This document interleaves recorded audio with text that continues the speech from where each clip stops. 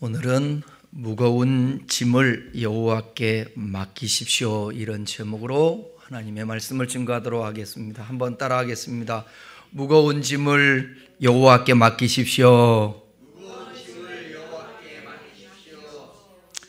사람이 살다 보면 산다는 것이 너무 힘들게 느껴질 때가 있습니다. 어른들만 그런 것이 아니라 애들도 그런다는 거예요. 현대인들은 수많은 종류의 스트레스에 시달리며 살아갑니다. 요즘은 계엄령 선포 후에 국민 전체가 스트레스를 받고 있습니다. 모든 뉴스가 다 지금 현재 벌어지고 있는 계엄 선포 이후 탄핵, 앞으로 또 헌재에서 어떤 결정이 날 것인가에 대한 궁금함과 또 우려, 이런 것들 때문에 국민들이 함께 아파하고 있고 주장하고 있고 대립하고 있고 그렇습니다. 경제적인 스트레스도 많죠. 또 가족 때문에, 자녀 때문에, 또 자녀들은 부모님의 이제 노후와 또 많이 몸이 연약해지기 때문에 앞으로 어떻게 모셔야 될 것인가, 그런 문제들. 직장 업무 스트레스도 있죠. 인간관계에서 생겨나는 각종 스트레스, 짐이 있어요. 마음을 아주 무겁게 짓누리게 합니다. 우스갯소리 하나 하겠습니다. 어느 할머니가 고등학교 동창회에 다녀왔는데 표정이 시무룩한 거예요. 어두워요. 할아버지가 이렇게 말했어요. 왜 그래요? 별일 아니에요. 할머니 눈치를 보던 할아버지가 뭐가 별일 아니야, 별일이 있는 것 같은데. 그러면 할머니가 뭐라고 반응하겠어요? 소리 지르죠. 빽 소리 지면서 아니라니까.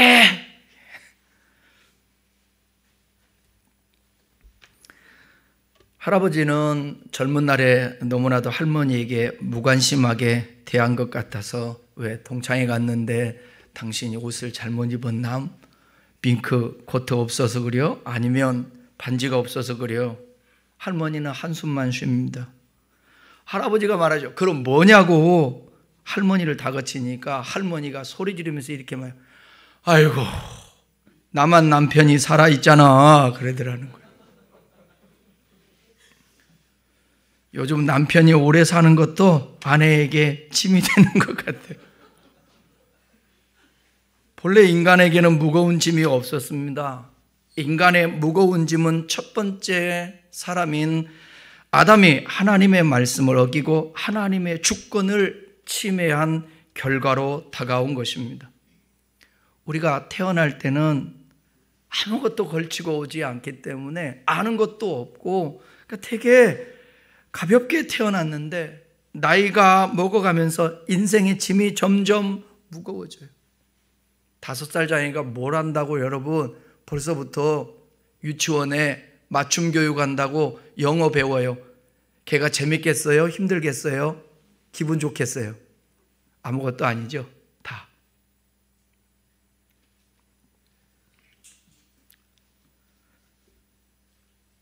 참 우리의 인생이라는 게 쉽지 않은 것 같습니다.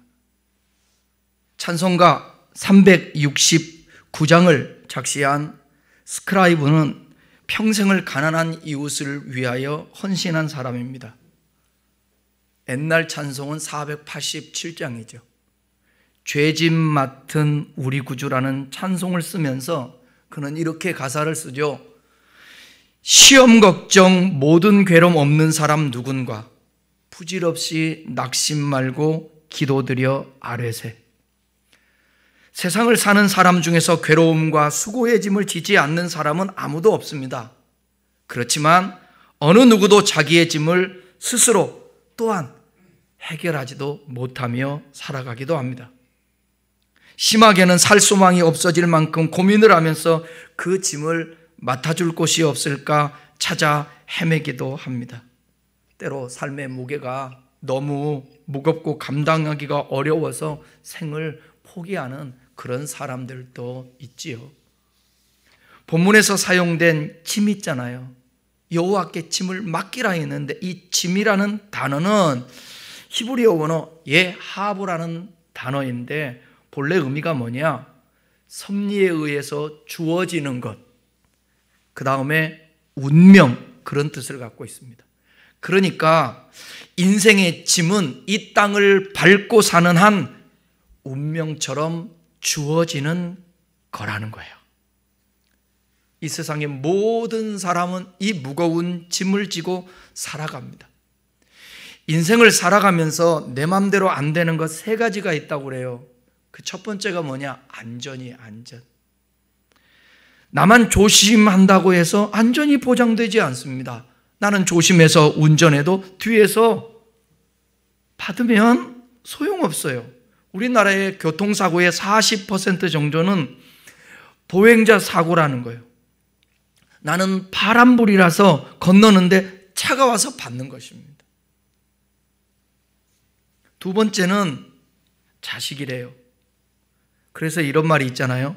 넉비공과 자식은 어디로 튈지 모른다. 내가 낳았지만 내 맘대로 되지 않는 것이 자식이다. 다윗의 자식들을 봐도 그것을 알 수 있어요. 오늘 본문의 배경도 자식 때문에 고통당하는 다윗의 고백이에요. 세 번째는 죽음이라는 거예요. 인간이 살고 싶은 열망이 아무리 간절해도 죽음을 피할 길이 없습니다. 죽음은 세상의 모든 과학자들이 다 달라붙어도 어찌할 수 없는 인류의 불청객입니다. 여기 있는 저와 여러분들이 다 주님 오시지 아니하면, 다 살아생전에 오시지 않으면 다 이 죽음의 불청객을 받아들여야 되는 것입니다. 우리가 할 수 있는 것이 무엇입니까? 오는 비를 멈추게 할 수 있습니까? 다 자란 키를 자라게 할 수 있겠습니까? 어떤 사람은 키가 너무 커서 줄어들면 좋을 것, 그런 생각도 하지만 우리의 머리를 흰 머리를 검은 머리가 되게 할 수 있습니까? 무엇을 할 수 있겠습니까? 인간은 한계를 가진 유한한 존재라는 사실입니다. 인간은 원래 한계가 있는 연약한 존재로 하나님을 의존하면서 살게 그렇게 만들어졌어요. 그래서 성경은 내 짐을 여호와께 맡기라고 말씀하고 있습니다. 여기 맡긴다라는 이 히브리어 원어 동사 갈랄이라는 단어는 그 뜻이 굴리다, 던지다 등의 의미를 갖고 있는데, 이건 전폭적으로 의뢰와 위탁을 가리키는 영어의 뜻 commit, 위임하다, 신임하다, 옮기다라는 뜻을 갖고 있습니다. 여러분, 사람은 티끌이에요. 먼지예요. 흙이에요. 그로부터 출발하는 것입니다. 그 티끌과 먼지, 흙으로 만들어진 존재인데, 이 흙이 하나님께 던져질 때 하나님은 이 먼지와 티끌과 흙으로 빚으셔서 거기에 생기를 불어넣어 사람이 되게 하셨습니다. 그러니까 우리가 하나님께 던져질 때 그분이 우리의 삶을 만들어 가신다는 것이에요. 우리의 모든 인생을 아버지 하나님 앞에 맡겨요. 여러분 스스로 다 알잖아요. 우리의 뜻대로 안 되고 한계가 있고, 머리만 아프면 내가 무슨 병이 있지 않을까, 내가 목이 아프면 어떤 병이지 않을까, 가슴이 답답하면 무슨 병이지 않을까, 속이 아프면 무슨 병이지 않을까. 아무도 몰라요. CT로 찍어봐야 알아요. 엑스레이 찍어봐야 알아요. 피검사를 해봐야 알아요. 이게 우리의 연약한 존재라는 거예요. 그런데 우리의 이 인생을 하나님 앞에 던져 맡겨 하나님이 우리를 빚으시고 인도하시기를 우리는 소망하는 것입니다. 여러분, 살다 보면 여러 가지 짐들이 있죠. 그가 찔림은 우리의 허물을 인함이요, 그가 상함은 우리의 죄악을 인함이라. 그가 징계를 받음으로 우리가 평화를 누리고, 그가 채찍에 맞음으로 우리가 나음을 입었도다.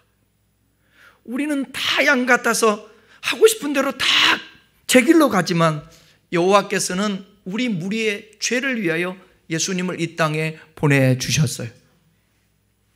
우리가 죄인 되었을 때 우리를 위하여 하나님과 화목하고 우리의 짐을 맡길 수 있게 그 아들을 보내주셔서 화목하게 하신 거예요.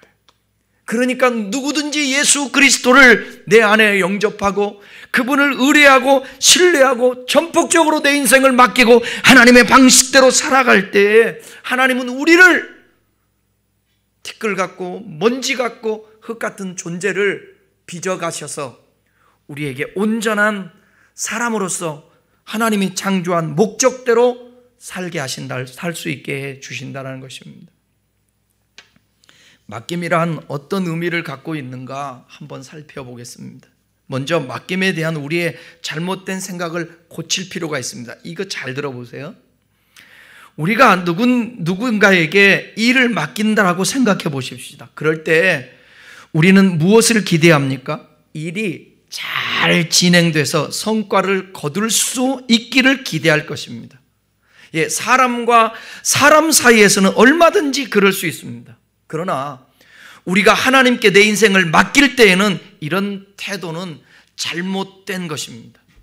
맡김이란 우리가 원하는 것을 하나님께 요구하기 위해 사용하는 협상 도구가 아니기 때문에 그래요. 하나님, 제 인생을 모두 주님께 맡깁니다. 그러니 알아서 잘 해 주셔야 합니다. 그렇지 않으면 난 하나님이 살아계시지 않은 걸로 알고 하나님 믿지 않겠습니다. 협박합니다. 이런 의미에서 맡김은 조건적이지 않습니다. 우리의 맡김은 하나님을 온전히 섬기는데도 직장을 잃어버릴 수 있고 병들 수도 있고 가족과 이별할 수도 있고 가난하게 살게 된다고 해서 하나님을 저버리는 것은 온전한 맡김이 아니에요. 내 인생을 하나님께 맡긴다고 해서 모든 것이 내가 원하는 대로 되는 것이 아니라는 거예요. 이것 때문에 우리의 신앙이 철저하게 자기중심적이 되는 거예요. 제가 세례교육을 하면서 죄가 무엇인가 그걸 다시 한번 되짚어 보는데, 죄라는 것은 법을 어기는 것도 죄고요, 가장 중요한 것이 뭐냐면 하나님의 중심적인 삶을 살라고 창조한 인간이 자기중심적으로 살아가는 거예요. 오늘날 왜 이 한국 교회가, 아니 한국 교회뿐만 아니라 이 기독교 자체가 세상에서 지탄을 받고 있는가? 하나님 중심적인 신앙이 아니라 자기 중심적인 신앙으로 꼭 기복주의, 샤머니즘적인 신앙을 갖고 있는 거예요. 하나님을 나의 축복의 도구로 삼는 거예요. 맡긴다라는 것은 내 인생을 내가 이렇게 살고 싶은데 하나님 이렇게 해주세요, 그걸 위해서 맡기는 것이 아니에요. 맡김이라는 것은 하나님의 창조의 목적대로 내가 살아가기 위해서, 하나님 나 연약하니까, 내 욕망이 있으니까 하나님 내가 주님을 신뢰하고 내 삶을 의탁합니다. 주여 당신의 뜻대로 나를 빚어갈 수 있도록 내가 주님께 맡기기를 원합니다. 인도해 주시옵소서. 참된 맡김이란 하나님께서 우리의 삶을 이끌어 가시도록 그분을 신뢰하는 것, 주님이 허락하신 결과에 만족하는 것. 여러분, 하나님의 뜻대로 산다고 몸부림쳤는데 어떤 주어진 결과가 왜 하나님 이래요? 여러분의 만족되지 않는다 할지라도 하나님 뜻대로 맡기면서 살았다고 한다면 지금의 삶을 만족해야 합니다. 만족해야 합니다. 주님의 목적에 자신의 두 손을 들어 바치면서 하나님 나라의 권세에 자신을 드리는 것, 하나님 없이는 살 수 없음을 인정하는 것, 하나님이 우리를 위해 계획하신 일들을 실행할 수 있도록 성령님께 능력을 구하는 것, 이것이 우리가 맡기면서 사는 것입니다. 이것이 참된 맡김입니다. 참새 한 마리도 허락지 아니하면 떨어지지 않습니다. 모든 것이 하나님의 주권 아래 있습니다. 그분은 전지전능하셔서 하나님이 옳은, 우리가 겸손하게 두 손 들어 하나님을 의뢰하고 나를 신탁하면 그분은 모든 것이 합력하여 선을 이루게 하실 것입니다. 그래서 고난도, 환난도, 아픔도 그것을 믿음으로 받으면 버릴 것이 없습니다. 이미 여러분, 이 나라에 엎질러진 이 환난, 고난의 이 상황들을 어떻게 하냐고요. 그거 주님 앞에 내어 맡기고 주님이 인도해 달라고 우리가 기도해야죠. 성도 여러분, 이런 의미에서 여러분은 하나님께 여러분의 인생을 제대로 맡기고 있는가 오늘 점검할 수 있기를 바랍니다. 혹시 하나님께 내 인생을 인도해 달라고 기도하면서 다른 한편으로는 하나님 왜 빨리 역사하지 않고 내가 원하는 대로 응답하지 않습니까? 이렇게 혹시 마음을 먹고 있다면 그건 온전한 맡김이 아닙니다. 자신이 원하는 것이 이루어질 때만 하나님께서 응답해 주셨다고 고백하면 안 되는 거예요. 예수님 믿고 변화된 삭개의 모습을 보십시오. 예수님을 자신의 집으로 영접해 드린 삭개의 모습 어떻게 변했습니까? 자신의 재산 중 절반을 가난한 사람에게 내어준다고 했습니다. 뿐만 아니라 부정한 방법으로 받아들인 것에 대해서 4배를 갚겠다고 해요. 재산 절반을 나눠주고 부정한 방법으로 벌어들인 그런 돈이 있다면 4배나 갚으면 남는 것이 있겠어요? 남는 것이 없을 수 있어요. 삭개오는 예수님을 만나고 나서 자기 인생을 예수님께 전폭적으로 맡겨버릴 때 그분을 인하여서 내 육신의 삶에 필요한 것들을 얻으려고 했던 게 아닌 거예요. 오히려 나를 죄악 가운데 살게 했던 내 소유들을 오히려 버리는 거예요. 맡김은 내가 원하는 물질 세계 것들의 충족을 위한 것이 아니라 하나님의 뜻대로 내가 살아가기 위해서 맡기게 되는 것입니다. 저도 인생을 살아가다 보면, 목회를 하다 보게 되면 제가 천수답이라고 그랬잖아요. 매일, 매주, 매달, 매년 하나님의 인도 속에서 사는 거예요. 경제적인 문제도 마찬가지예요. 교회 경영도 마찬가지예요. 진짜 하나님의 인도 속에서, 하나님의 공급 속에서 29년 왔어요. 쉽지 않아요. 맡긴다라는 게. 믿음이라는 게 쉽지 않아요. 걱정이 같이 와요. 염려가 같이 와요. 그때 어떡합니까? 답이 없어요. 그럼 하나님께 맡기는 거예요. 하나님 인도해 주십시오. 기도하는 것입니다. 그러면 그분은 그때마다 인도하셨어요. 오늘도 똑같이 그렇게 살아가는 거예요. 내일도 똑같이 그렇게 살아가는 거예요. 내후년도 죽을 때까지 그렇게 살아가는 거예요. 이것이 하나님을 경외하는 삶이에요. 이게 광야의 삶인 거예요. 광야의 삶은 하나님이 책임지는 삶입니다. 구름기둥과 불기둥이 있었죠. 만나와 메추라기를 주었죠. 신발이 헤어지지 않게 해주셨죠. 얼어 죽은 사람이 한 사람도 없어요. 광야에서 얼어 죽은 사람 있나요? 있어요, 없어요? 없죠. 굶어 죽은 사람은요? 추워서 죽은 사람은요? 없어요. 집도 없었어요. 텐트예요. 근데 얼어 죽지 않아요. 밤에 되게 춥거든요. 안 죽어요. 자기가 원하는 만큼 먹지 못해서 불평이었지 먹지 못하는 거 하나도 없었어요. 오히려 뭐가 문제인 줄 아십니까? 그 젖과 꿀이 흐르는 땅, 집을 짓고 농사를 지어 창고에 곡식을 쌓아두었는데 그때가 더 큰 문제였다라는 거예요. 왜? 하나님께 인생을 맡기지 않고 천수답으로 살지 않고 자기 창고에 쌓아들인 그것으로 살았다라는 거예요. 여러분, 아무리 봐도 우리나라는 하나님의 은혜로 세워진 나라입니다. 하나님의 함께한 나라입니다. 우리 예수 믿지 않는 사람들은 저를 비판할 수 있겠죠. 그건 저의 지금까지 살아온 삶 속에서 느끼는 거예요. 우리나라가 여러분 땅덩어리가 넓습니까? 자원이 있습니까? 지정학계 위치가 좋습니까? 아니에요. 이 70년은 진짜 우리가 살아왔던 6.25 이후에 전쟁이 없었던 이 70년이 넘게 된 세월은 우리 반만년 역사 속에 처음이에요. 처음이라고요. 그런 나라입니다. 하나님이 보호하사 우리나라 만세인 나라예요. 그러니까 저와 여러분들이 이 나라에 지금 위기고 어려움이 있다 하지만 저는 하나님이 합력하여 선을 이룰 수 있도록 역사해 주실 줄 저는 믿습니다. 주님 말씀합니다. 너희들 무거운 짐 있니? 다윗이 왕이에요. 다윗 시대가 태평성대를 누렸던 때예요. 물질적으로 어려움이 없었던 때예요. 근데 그의 인생에도 정말 크나큰 인생의 환란이 오게 된 것입니다. 오늘 본문 22절을 다시 한번 읽어봐요. 시작. 내 짐을 여호와께 맡기라. 그가 너를 붙드시고 의인의 요동함을 영원히 허락하지 아니하시리로다. 또 하나 시편 68편 19절을 읽어보겠습니다. 날마다 우리 짐을 지시는 주 곧 우리의 구원이신 하나님을 찬송할 주. 예수님은 이 땅에 오셔서 기도 가르쳐 주실 때 일용할 양식을 주옵시고 기도하라 하잖아요.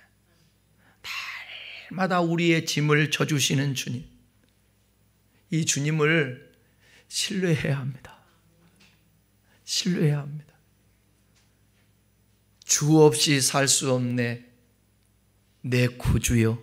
이 고백을 할 수밖에 없었던 이 찬송가, 이 작사자처럼 우리 인생이 그래요. 하나님 안에서, 주 안에서 안식이 있고 평안함이 있고 축복이 있는 것이기 때문에 우리가 날마다 우리의 짐을 져주시는 그분을 찬송하며 그분을 의지해야 되는 것입니다. 시편 55편은 다윗이 지은 시인데 여기 55편 위에 보게 되면 작은 글씨로 다윗의 맞쓰기라는 표제가 붙어 있죠. 이 맞쓰기는 교훈하다는 뜻을 갖고 있어요. 다윗이 자신의 경험을 통하여 깨달은 그 교훈을 다른 사람들과 함께 나누기 위해 지은 시입니다. 대부분 학자들은 이 시편 55편의 배경으로 다윗의 큰아들이 누구예요? 큰아들이 압살롬 아닙니까? 압살롬이 구테타를 일으키고 다윗의 친구이자 모사였던 아히도벨이 배신한 일을 아마 배경으로 했을 것이다. 학자들은 추정을 합니다. 인생은 누구나 짐을 지고 살아요. 성경에 나와 있는 모든 사람들이 짐지고 살아갔습니다. 다윗도 짐이 있었어요. 그 짐으로 인하여 고통이 말할 수 없었어요. 아니, 아들이 모반을 해서 아버지를 쫓아내고 왕자리를 찾으려고 하니까 여러분 가장 가까운 사람들한테 배신을 당하면 그 상처는 이루 말할 수 없죠. 시편 55편 13절 14절 한번 읽어보겠습니다. 시작. 그는 곧 너로다. 나의 동료, 나의 친구요, 나의 가까운 친구로다. 우리가 같이 재미있게 의논하며 무리와 함께하여 하나님의 집 안에서 다녔도다. 이런 친구가 배신을 하는 겁니다. 이런 친구가. 그 상처는 죽을 때까지 가요.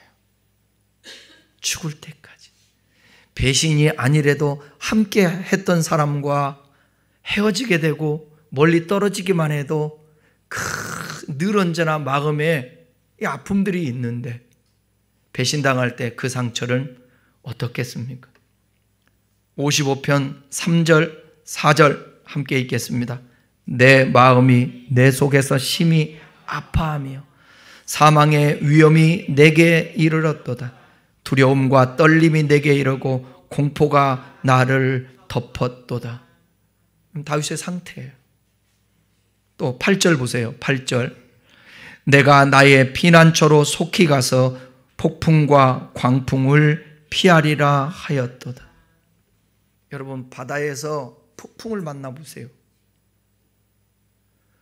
광풍을 만나보세요. 소원의 항구가 얼마나 기대되겠습니까?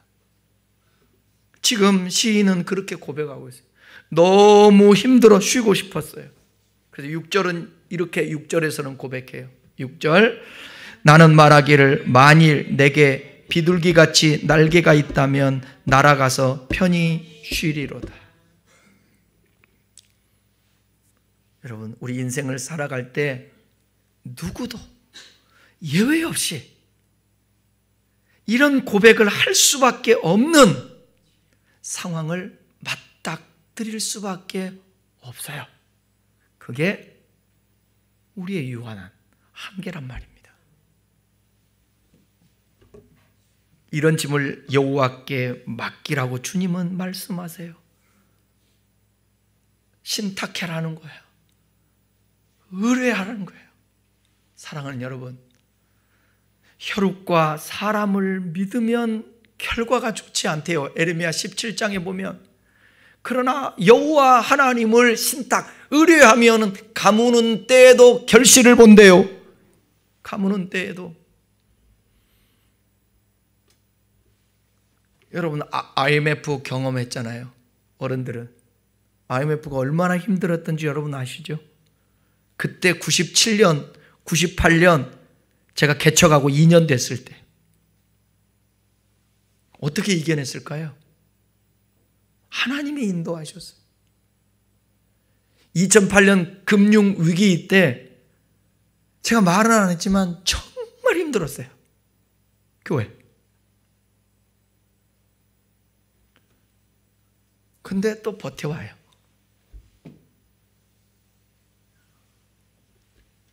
하나님은 창조주이시고 하나님은 구원자시고 하나님은 인도자시고. 여러분, 이스라엘 백성들이 애굽에서 종살이하며 노역을 하고 살아갈 때 하나님은 위에서 그들을 뭐라고 그랬죠? 그들의 노역을 알고 보고 듣고 내려와서 건지시고 인도하시고 이르게 하신다. 이게 하나님이세요. 이게 개인이나 공동체나 나라나 민족에게 적용될 수 있도록 그분의 긍휼을 구하는 것입니다. 하나님의 이 나라의 이 형편을 보고 계십니다. 알아요. 다 알아요. 누가 옳고 그른지 다 알아요. 다 알아요. 여러분, 저는 목사로서 외치고 싶어요. 저나 여러분이나 우리 모두 이 대한민국, 조국 대한민국에 있는 우리 국민들이 확증 편향적인 사고를 버려야 된다는 거예요. 광화문에서 어저께 여러분, 한쪽에서는 탄핵 찬성, 한쪽에서는 탄핵 반대. 저는 걱정이 되더라고요. 저들이 부딪히면 어떡하지? 수만 명들이 모여드는데.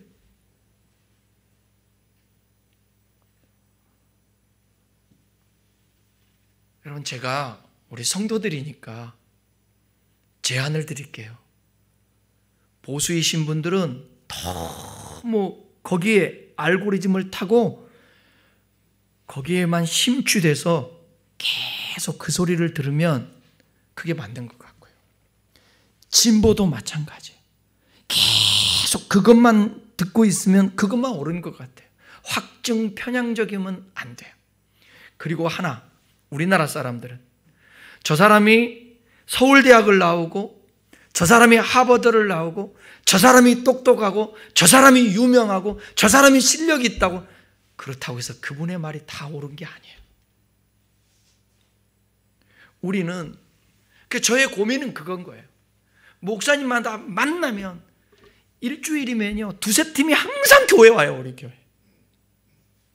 교회 오면 함께 나누는데, 우리는 살아갈 때 모든 기준이 뭐냐?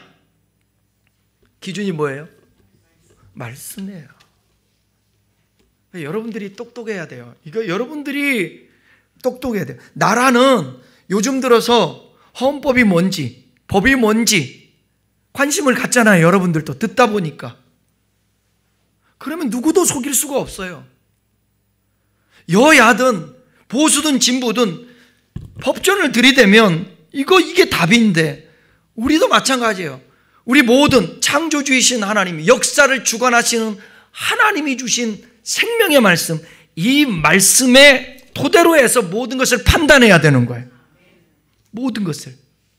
우리 목회자들, 내가 모임에 항상 그 얘기예요. 항상. 우리는 어떤 사고로 반응해야 되는가? 성경은 뭐라고 얘기하고 있는가?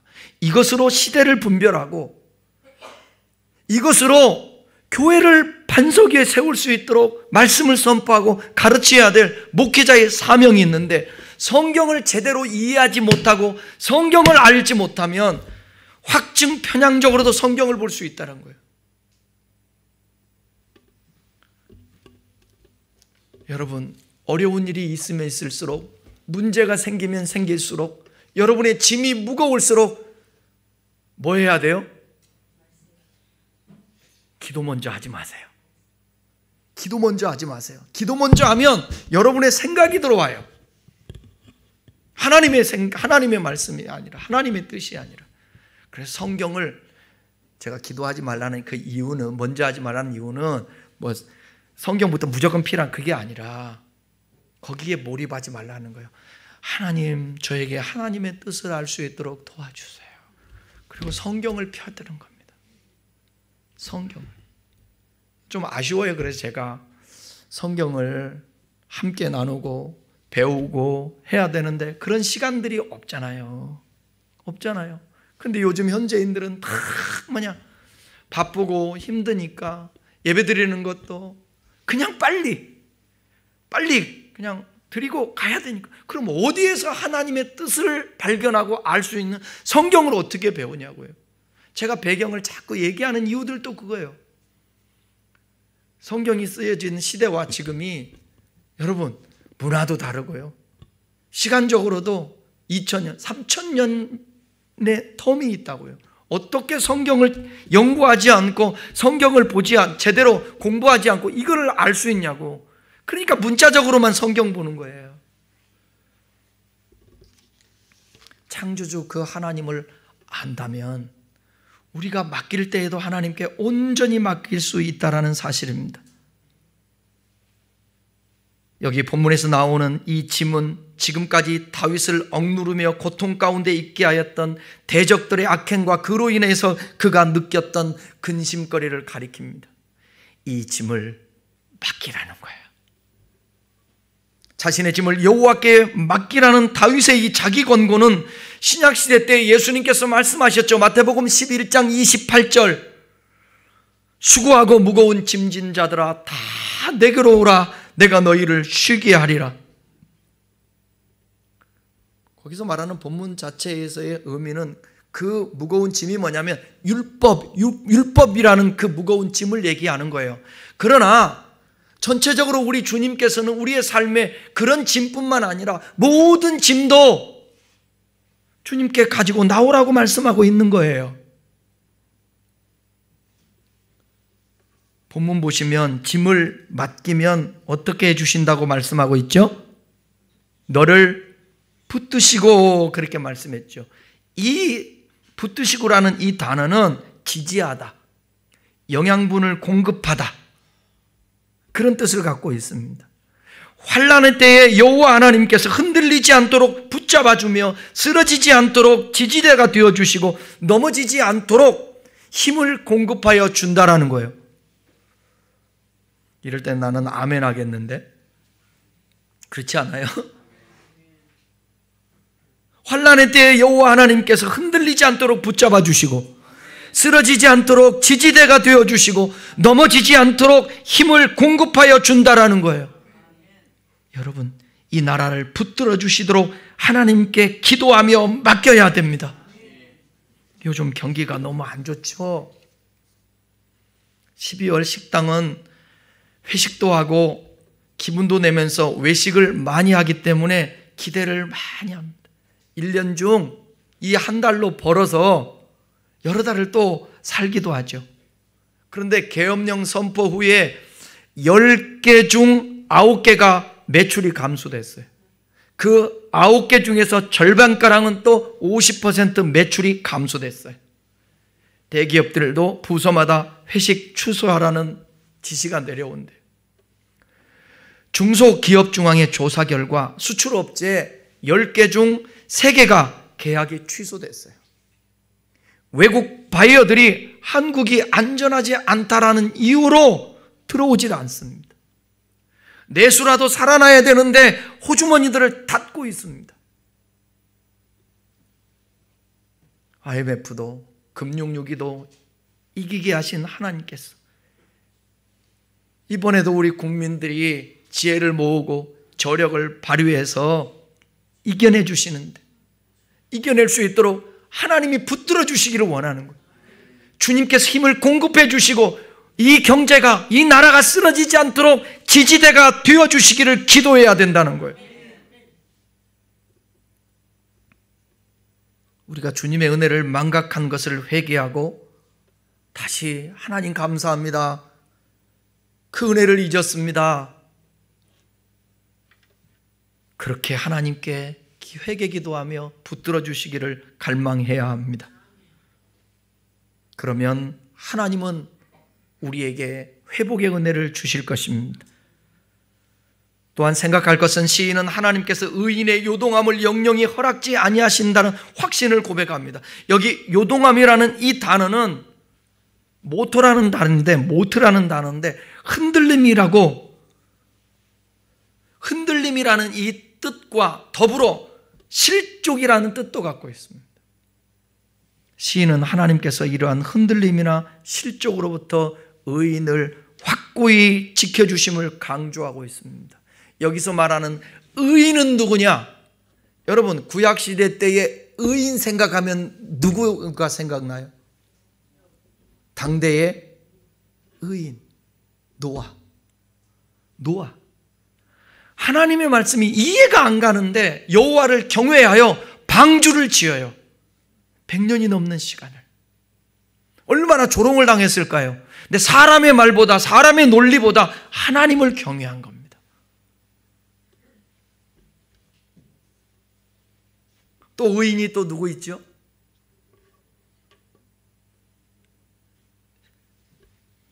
욥은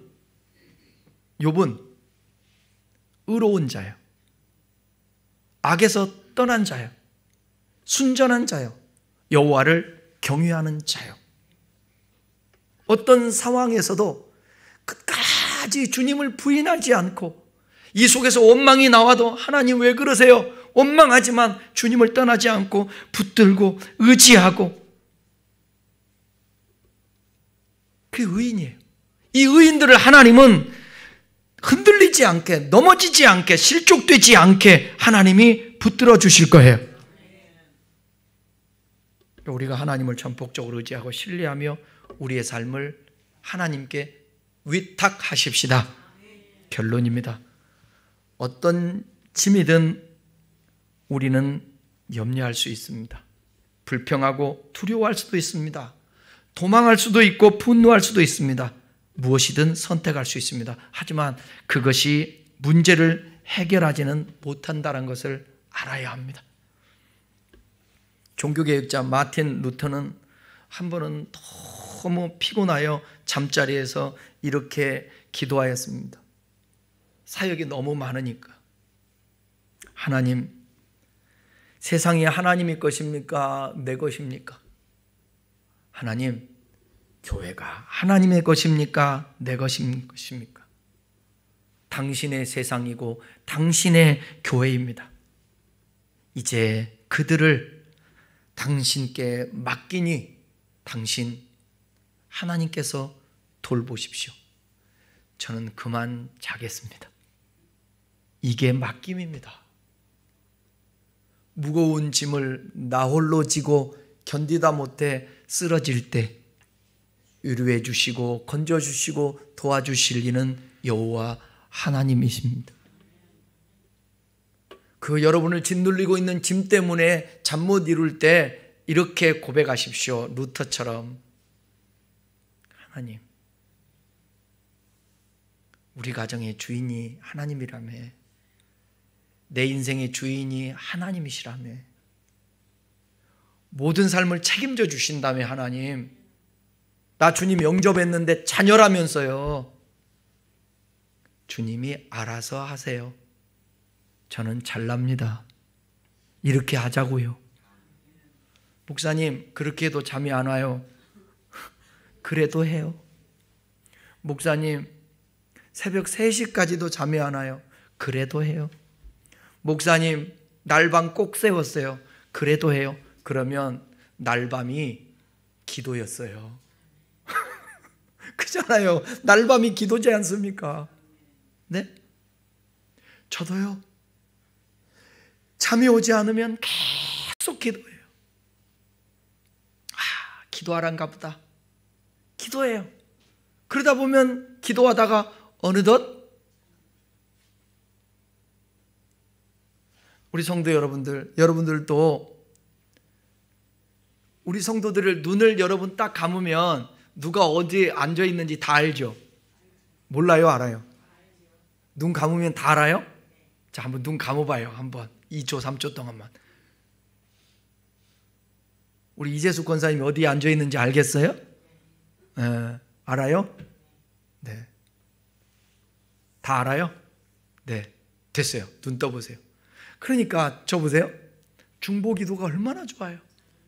우리는 아델포스, 형제예요, 형제. 한 뱃속에, 영적 뱃속에서 나온, 예수 믿으면 혈육을 뛰어넘는 주 안에서 하나 된 형제 자매라고요. 그러니까 중보기도 해주잖아요. 잠이 안 오면 눈을 감고 생각을, 이쪽에 앉은 숫자부터 이렇게 쭉 하다 보면 여러분 다 기도 못할걸? 잠이 와요. 희한해요. 책 보면 잠이 오고요. 기도하면 잠이 오고요. 그러니까 공상하지 말고 걱정하지 말고 이쪽 오른쪽부터 쫙 훑어요. 그러다가 어느 날 보니까 잠잤네. 그러면 다시 이제 왼쪽에서부터 가는 거예요. 이쪽에서부터. 기도하세요. 그러다가 잠들으시라고요. 루터처럼 우리 여호와 하나님, 당신 거니까 당신이 알아서 하세요. 저는 잘납니다. 우리를 돌보시고 우리에게 참된 평안을 주시고 우리의 마음과 생각까지 지키시는 하나님께 유일한 해결책이 있습니다. 그 하나님 의지하여 기도로 우리의 짐을 맡길 수 있기를 바랍니다. 신실하신 하나님께서 그 약속을 지켜주셔서 우리를 평안하게 흔들리지 않게 붙들어 주실 거예요. 사람은요, 고난을 당해보면 그 사람의 어떻게 반응하는가를 알 수 있어요. 그걸 보고 그 사람의 믿음이 있는가 없는가가 평가가 되는 거예요. 그래서 이렇게 훈련하고 하나님의 말씀 듣고 마음판에 새기고 그러는 것입니다. 시편 55편 16절 읽고 말씀 마치겠습니다. 나는 하나님께 부르짖으리니 여호와께서 나를 구원하시로다. 여기 구원이라는 것은 영혼의 구원을 말하는 게 아니에요. 나의 현재 삶 속에서 당하고 있는 고통에서 나를 건져내 주신다라는 뜻이에요. 그러니까 기도하라는 거예요. 이 칼이라는 단어, 이 부르짖다, 칼이라는 단어는 여러분 온 마음을 다해, 막 소리를 고래를 지르라는 얘기가 아니라 온몸을 다해서 하나님께 집중하는 걸 말하는 거예요. 그러다 보니까 소리도 나오고 애간장이 녹기도 하고 그러는 거죠. 짐을 져주시는, 그것도 날마다 우리의 짐을 져주시는 여호와 하나님 앞에 이 나라의 민족도, 여러분의 가정도, 우리 교회도, 한국교회도, 여러분 자신들도 다 내어 맡겨 던지시기를 바랍니다. 그러면 그분이 빚어가실 것입니다. 다 같이 기도하십시다.